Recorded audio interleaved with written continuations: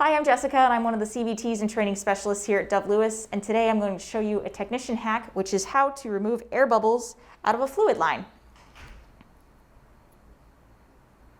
Obviously, we could just disconnect the patient from their fluids and run the air bubbles out of the line, but maybe you have a CRI that is precious and you want to conserve as much as you can. So we can push the air in the line back up into the reservoir, and then it will fill with whatever fluids they're on.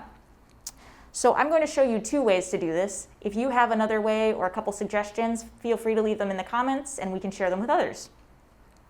For this first one, I'm going to use the clamp that is on our line.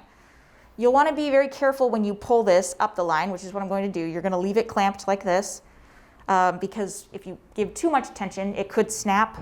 Yeah, just be careful. So you can practice on a set, which I forgot to mention that this is a mostly used sub-Q fluid set that I took off the floor to conserve the supplies that we have.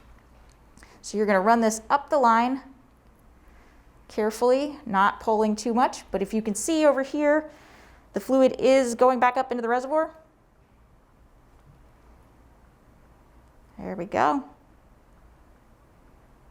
And the last bit. And once I release this, the line will fill with the fluid. No more air bubbles. For the second way of removing the air bubbles, I'm going to roll my fluid line on my pen, tightly flatten it down, and that'll push the air back up into the reservoir.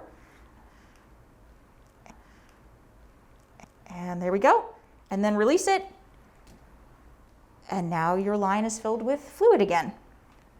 And that is our technician hack on how to remove air bubbles from a fluid line. Thanks.